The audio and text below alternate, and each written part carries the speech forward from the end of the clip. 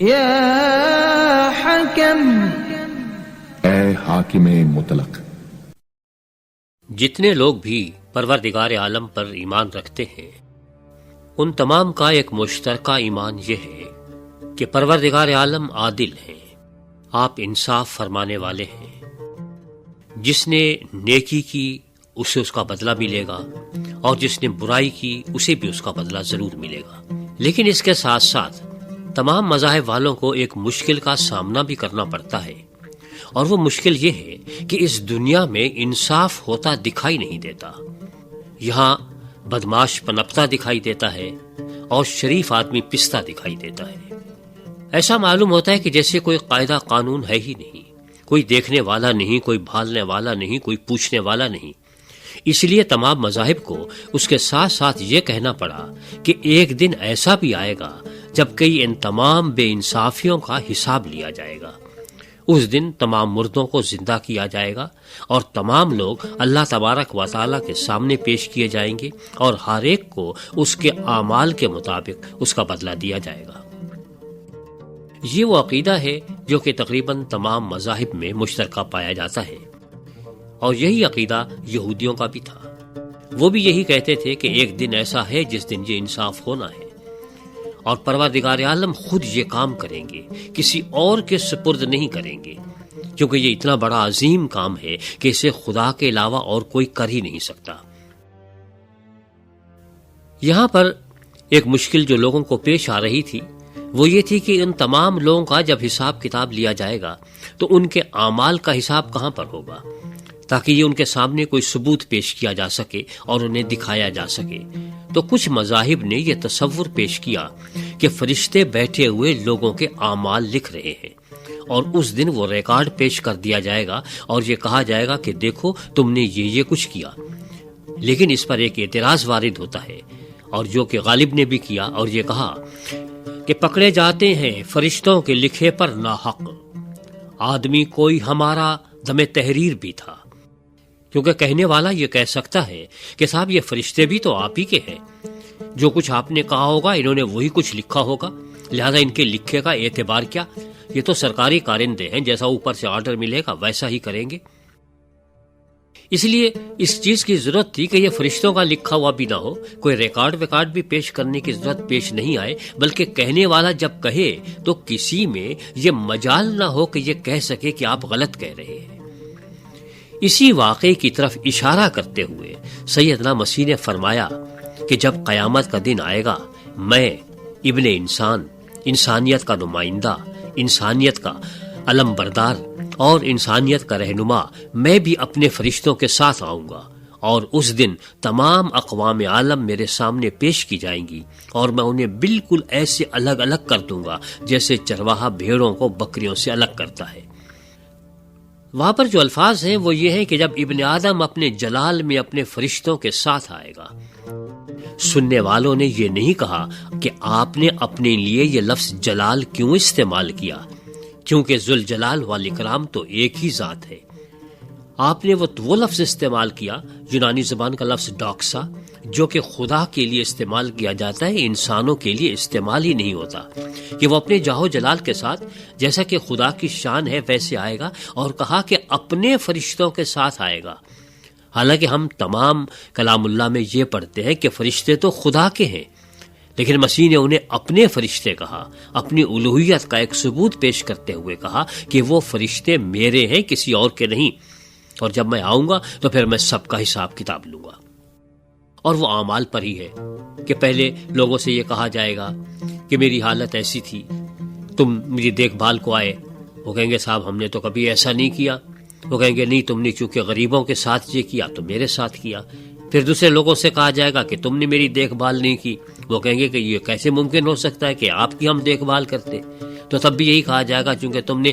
دوسرے لوگوں کی دیکھ بھال کی تو لہذا میری دیکھ بھال کر لیتے، لیکن دوسروں کی نہیں کی لہذا مجھے نظر انداز کر دیا۔ اور پھر اس کے بعد یہ ہے کہ میں حکم دوں گا، اور وہ جو صاحب یمین ہے دائیں ہاتھ والے، انہیں حکم ہوگا کہ تم جنت میں چلے جاؤ، وہ جنت میں چلے جائیں گے، اور جو اصحاب شمال ہوں گے بائیں ہاتھ والے، ان سے کہا جائے گا کہ تم جہنم میں جاؤ، اور وہ جہنم میں چلے جائیں گے۔ جب ہم اس واقعے پر غور کرتے ہیں تو ان میں سے کوئی بھی یہ نہیں کہتا کہ صاحب آپ جو ہمارے بارے میں یہ کہہ رہے ہیں کہ ہم نے یہ کیا یا ہم نے یہ نہیں کیا، اس کا کوئی لکھا ہوا ثبوت بھی ہے؟ نہیں۔ اس کی وجہ یہ ہے کہ وہ کافر صحیح جہنم میں جانے والے ہیں، لیکن اتنے بڑے جہنمی نہیں کہ آپ کے عالم الغیب ہونے کا انکار کرتے ہیں۔ انہیں معلوم ہے کہ آپ جانتے ہیں اور جو کچھ فرما رہے ہیں وہ بالکل صحیح ہے، لہذا اگر آپ نے یہ کہا کہ ہم نے یہ کیا تو ہم نے یہ کیا، اور اگر کہا کہ آپ نے یہ نہیں کیا تو نہیں کیا۔ اور ایک اور بات بھی ہو سکتی تھی کہ جب انہیں جہنم میں بھیجا جاتا تو وہ اکڑ جاتے اور کہتے کہ ہم تو نہیں جاتے، آپ کسی اور کو بلائیے، زبردستی کوئی ڈال دے تو ڈال دے، لیکن نہیں، کن فیکون، ادھر آپ نے کہا اور ادھر ہو گیا۔ آپ نے کہا جہنم میں جاؤ تو وہ جہنم میں چلے گئے۔ اس واقعے میں جو آپ نے یہ بیان کیا ایک تمثیلی انداز میں، اس میں آپ نے دو دعوے فرمائے ہیں۔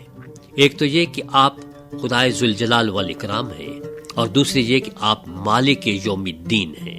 قیامت کے دن کے مالک ہیں۔ اس دن آپ ہی کا حکم چلے گا، آپ کا فیصلہ ہوگا، آپ کا فتویٰ ہوگا، آپ جو کچھ فیصلہ فرمائیں گے کسی کو چون چرا کرنے کی کوئی اجازت نہیں ہوگی، کوئی کر بھی نہیں سکے گا، اور آپ سے کوئی اختلاف بھی نہیں کرے گا۔ جسے جنت میں بھیجا جائے گا وہ تو ظاہر ہے کہ جائے گا ہی خوشی سے، لیکن جسے جہنم میں بھیجا جائے گا وہ بھی یہ نہیں کہے گا کہ میں نہیں جاتا ہوں، اسے بھی جانا ہی پڑے گا، کوئی انکار کر ہی نہیں پائے گا۔ اور آپ نے پھر دونوں کی کیفیت کا بتاتے ہوئے یہ بھی کہا کہ جو جنت میں ہوں گے وہ خوشی میں ہوں گے، انہیں پروردگار کی قربت نصیب ہوگی، اور جو جہنم میں ہوں گے وہ ہاتھ ملتے ہوں گے، اپنے ہاتھ دانتوں سے کاٹتے ہوں گے، کافی افسوس ملتے ہوں گے اور کہتے ہوں گے ہائے ہم یہاں پہ کیسے آ گئے، کاش ہم نے یہ کام نہیں کیا ہوتا۔ تو آپ نے قیامت کے حالات کے بارے میں بھی بتا دیا کہ اس دن کیا ہوگا اور کیا کچھ ہونے والا ہے۔ تو آپ نے اسی ایک واقعے میں اپنے عالم الغیب ہونے کے بارے میں بھی فرما دیا کہ میں مالک یوم الدین ہوں، کہ قیامت کے دن کا مالک میں ہوں۔ اس لیے جہاں پر آپ نے ایک اور جگہ یہ فرمایا تھا کہ میں ہی زندگی اور میں ہی قیامت ہوں، تو وہاں پر یہی تھا کہ قیامت یہ مالک یوم الدین ہوں میں،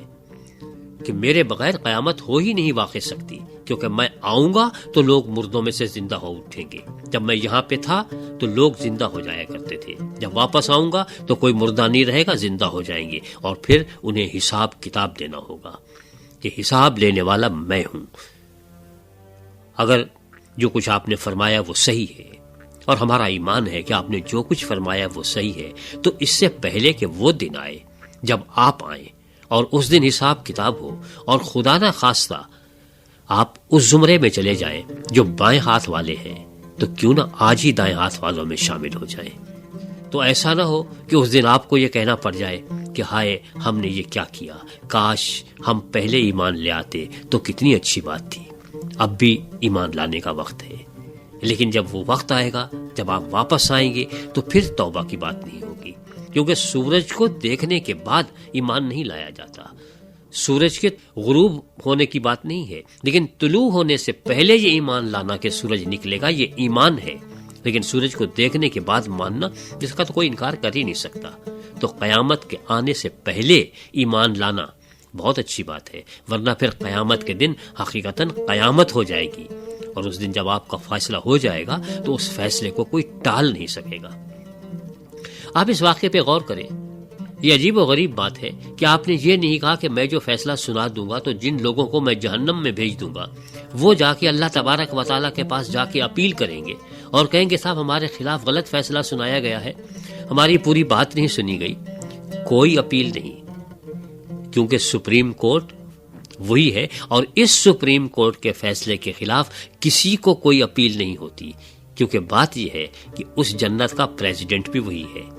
اور جہنم کا مالک بھی وہی ہے۔ تو لہذا آپ اپیل کے پاس کس کے پاس کریں گے؟ اسی نے تو پہلے ہی فیصلہ سنا دیا ہے، لہذا اس کے خلاف کوئی اپیل نہیں ہوتی۔